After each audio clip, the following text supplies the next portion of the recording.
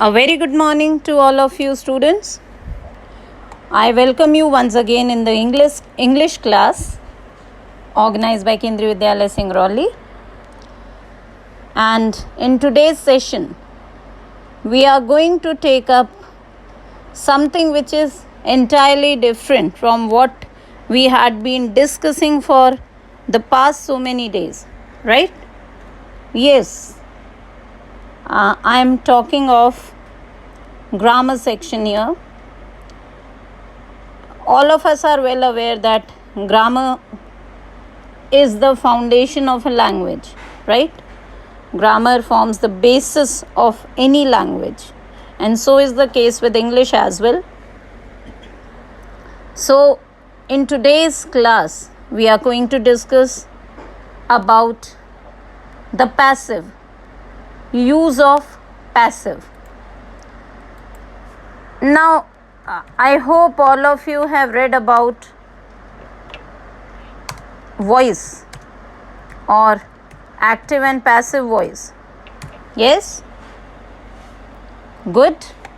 Actually, voice of a verb, it describes the relationship between the action that the verb expresses and the subject, object, that is the other participants in the sentence. So, the relationship between the action or the state, whatever is being talked about, expressed or represented by the verb, relationship between the verb and the participants. That participant may be subject, object, whatever. So, this is a verb. This is voice. Now, voice is broadly classified as active voice and passive voice, right? So, we are going to discuss about this in detail in today's session. So, let's begin with an introduction to the active and passive voice. See, active voice, sentences, most of the sentences that are framed in English language, they are in active voice, right? In those sentences or in the sentences which have active voice, the subject is the doer of the action, or the subject acts upon the verb. Doer of the action means whatever activity or event is represented by the verb, that is the action, and the person or the agent that performs the action, that is responsible for that action, is called the subject, right? So, subject is highlighted in case of active voice, right? Structure in active voices, look at the slide. It's subject followed by verb, which is further followed by object. Subject, as we discussed, is the person or the agent responsible for an event or an action. Verb is the word that describes the event or the action. And object is the agent or the thing or person that receives the action, that receives the impact of the action, right? So, look at this sentence. The cat ate the rat. Now, this is a very simple sentence. Anyone can frame such sentences. Actually, it appears to be very simple when you come to framing sentences or describing something. But exactly why and where should we use a particular thing? That is what we are here to discuss. The cat is the subject. Ate is the past form of eat. So, the action of eating is denoted by the verb ate here. Who ate? The cat ate. So, the agent responsible for the action is the cat. And what is eaten? So, the rat is the object. because the rat receives the impact of action of eating, right? Okay, let's look at the next sentence, a similar one. Beautiful giraffes roam the savannah. Now, beautiful giraffes, giraffe is the subject here. Roam is wander about, move around. So, roaming is the activity, and the object. Object means the person, the place, or the thing that is affected by or that receives the impact of the action is the savannah. So, here you can see that I have colored different parts in a sentence with different colors just to make it a little easier to understand. Hope it helps. Now here you can very clearly see that the subject is actually the doer of the action, or the subject acts upon the verb. So this is the case of active voice. Now let's have a look at the passive voice. Now, a sentence is said to be in the passive voice when the subject is passive. Now, pay attention to the word passive. Passive is opposite of active, right? Passive is which does not make much difference, is passive. So, when we wish to show, when we want to show that the subject is passive, it's not that important to us as the action itself is, or the receiver of the action is, or the object is. So we can say when the object is more important to us, right, rather than the doer of the action, we make use of passive voice. Now, I have converted the same sentences into passive voice. The first one that we discussed was, the cat ate the rat. So, if we, first let's look at the, let's look at the structure here. If you look at the same sentence conveying the same meaning in passive voice, it is, the rat was eaten by the cat. So, see, here the object takes the place of importance, while if we look at the sentence in active voice, the cat was more important. It was given the first place, right? So the answer to who ate the rat, we had to answer it, or we could easily get to the answer that the cat ate the rat. But now our concern is what was eaten by the cat, right? So this object takes place of the subject. The order is just reversed. Here the structure is subject plus verb. So subject here is the rat. The rat was eaten by the cat. Yes. And here by the cat becomes the agent. It's not that important. See, many a times the doer of the action is removed. It is eliminated from the sentence. The rat was eaten. It itself conveys the sense. But if we are interested to know who ate the rat, then we must mention the agent. Sorry. The same is the case with the next sentence. The savannah is roamed by beautiful giraffes. Now this is again the same sentence. It has been converted to passive voice. The voice has been changed, right? So the savannah is the place which is receiving the effect of roaming by beautiful giraffes. Savannah is roamed by beautiful giraffes.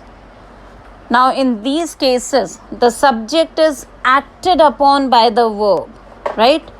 The name, the noun or the pronoun which is the subject here in case of passive voice, it is acted upon by the verb.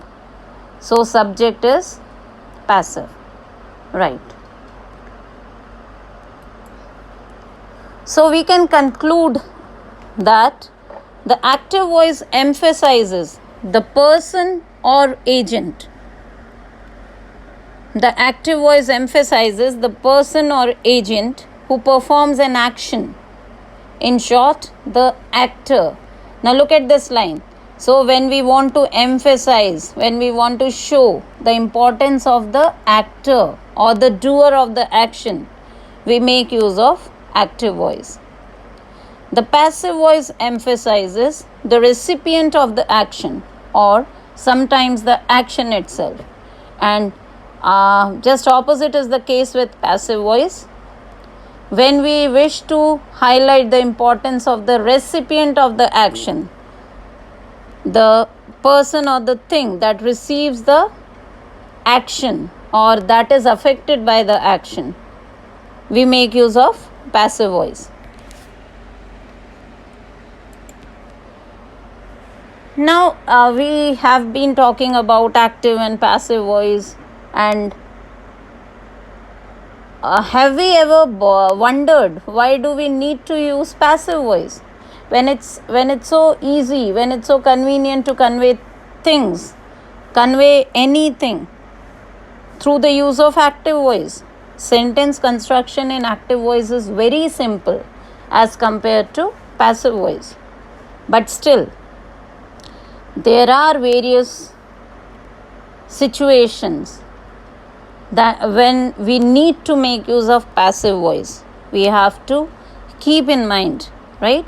So here you have a list of the situations or the reasons when or why we should use passive voice. So the first thing is, passive voice is used to emphasize the action rather than the actor. Just now we discussed, when we wish to emphasize, to lay stress on the action, not the actor, we make use of passive voice. Example is given here. After long debate, the proposal was accepted by the long range planning committee. So after long debate, the proposal was accepted by the long range planning committee. Now if we look closely at this particular sentence, our main focus is on the proposal, not on the committee that accepted the proposal. So we are actually focusing on the fact that the proposal was accepted. This acceptance of proposal is more important to us. So that is why we are making use of passive voice here. Now the second situation, when the subject is unknown, obvious or unimportant. So this is what we have been discussing. When the subject is not important or obvious or it's clear, we don't need to mention it, we make use of passive voice. Now when it's obvious, we actually don't mention it. So that happens only in case of passive voice. Or we don't know actually who the subject was or who the actor or the doer of the action was. Like for in this particular example, the house was vandalized. The house was vandalized. What is more important to us? It's the fact that the house was vandalized. Who vandalized or who were the vandals who vandalized the house, that is of no importance. That is not the concern for us, right? A vandalized means to destroy or damage something deliberately. That is called vandalize. So the house was vandalized. So the thing that is important, or the important part of information, is house was vandalized. Who vandalized it holds no importance for us. Now the next situation is when we wish to be tactful by not naming the actor. Now there are situations where we have to talk about the situation, the consequences, right? We have to throw light on them, but still we don't want to mention the agent, mention the person or the thing involved in that particular event. So in that case, we make use of passive. It's easier to use passive voice there. For example, the procedures were somehow misinterpreted. Now this is a very clever statement. Look at this closely. Procedures were somehow misinterpreted. It is clear, it is made clear that procedure was misinterpreted. But who misinterpreted? That is not mentioned. So what is important here is that procedure was misinterpreted. Who misinterpreted is not the question in this particular case. Next situation is to describe a condition in which the actor is unknown or unimportant. This is same as the second one. Let's discuss the example here. Every year, thousands of people are diagnosed as having cancer. So condition is having cancer, but what caused cancer? That is not important, or maybe it's unknown, but the known fact is that thousands of people are diagnosed as having cancer. So this is a passive construction. Next, to create an authoritative tone.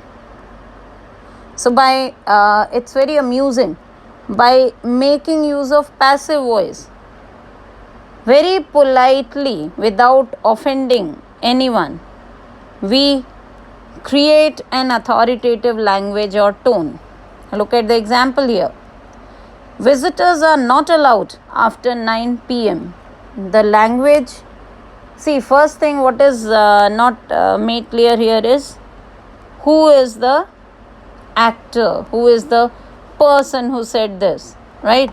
What is important is this message is important. And when it is presented in a passive voice that visitors are not allowed after 9 p.m., that is a very strict tone. It's an authoritative tone. It means that it's not permissible to pay a visit to anyone here after 9 p.m.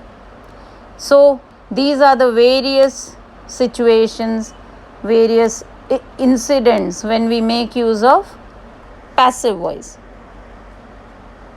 Now moving ahead with the topic, let us see what happens when a sentence in active voice is converted into a sentence in passive voice. So the heading says active to passive. So we are talking about, basically we are focusing on the things that we keep in mind when we convert a sentence from active to passive voice. Now example is given here. Active voice was it was there on the very first slide, if you remember. The cat ate the rat. Here the sentence is in active voice. The cat is the doer of the action. It enjoys the place of importance, right?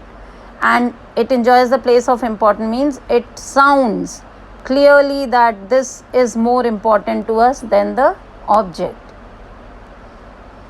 Now when we convert the same into passive voice, it becomes the rat was eaten by the cat. Sorry. Now the object, the rat, which was object in case of an active voice sentence, it now takes the place of subject in a passive construction, right? So it takes the place of importance. So what is more important to us now? The recipient of the action, right? The recipient of the action or recipient of the effect or impact of the action.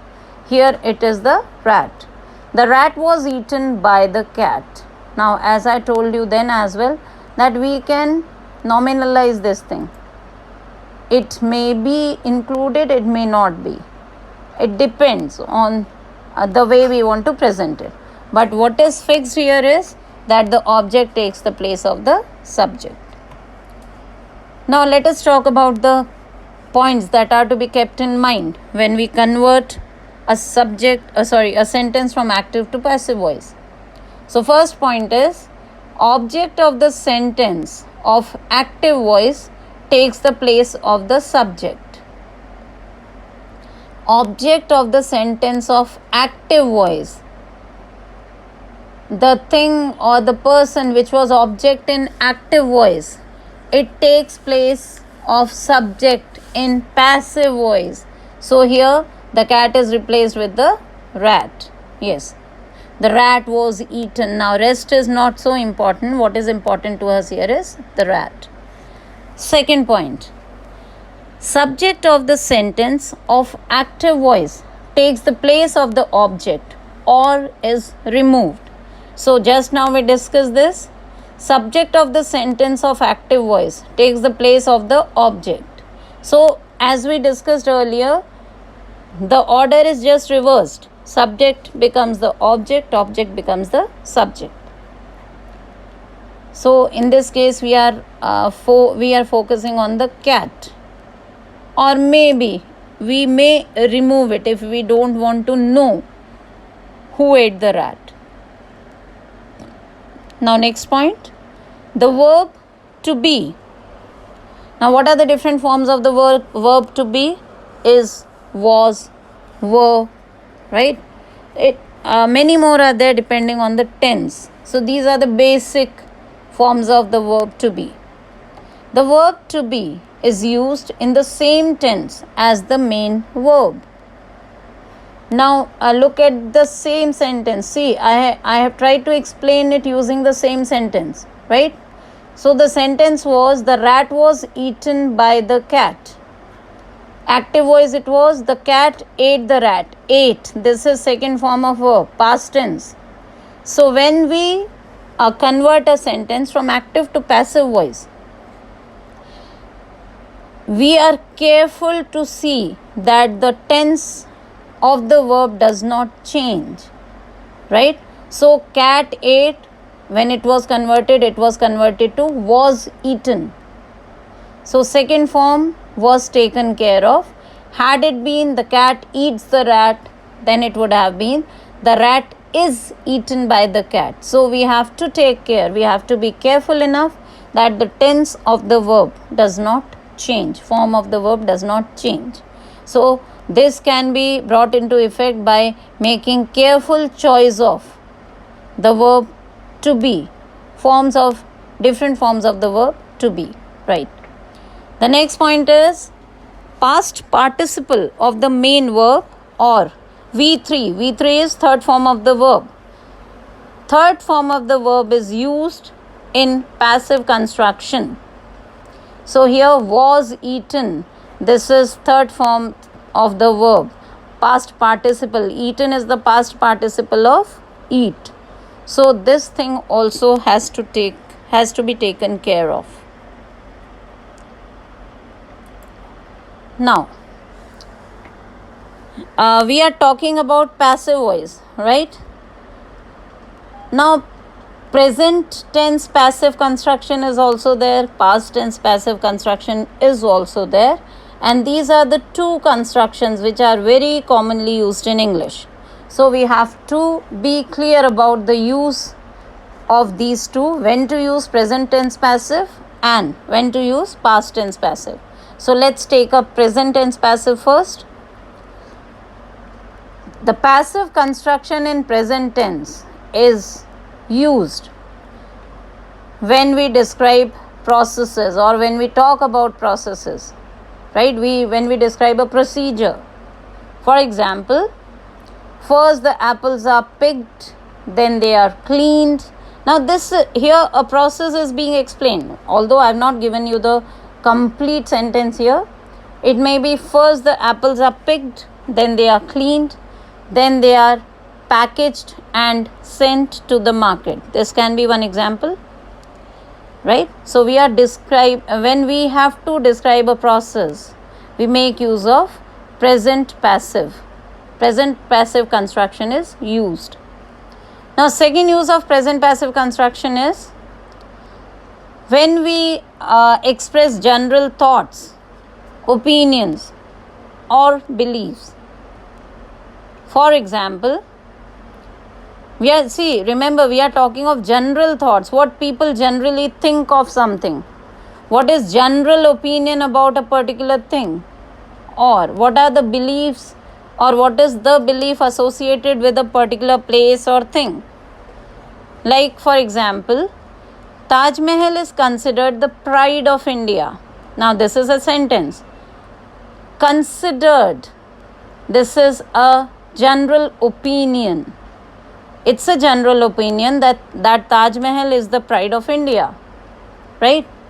So we may have many other such examples when we talk of beliefs and thoughts.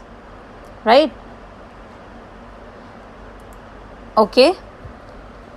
Now let's talk about past tense passive or past passive construction. Past passive construction is used when we talk about events in history, when we describe an event that took place somewhere in the history, somewhere in the past. Right? For example, George Washington was elected president, blah blah blah. Now this dash dash dash means you have to specify the year, which I don't remember, so that is why I have left it unended. But yes, this construction is past passive. This you can clearly understand, this you can clearly see. George Washington was elected president, right? So this is past passive construction. We are talking about an event, that an important event in the history. Now next use of past passive is when we report an event or incident. Report writing. Clear? So when we report an event or an incident, it may be anything, right? So then we make use of past passive. Newspaper reports. You can see very frequent use of past passive construction in those reports.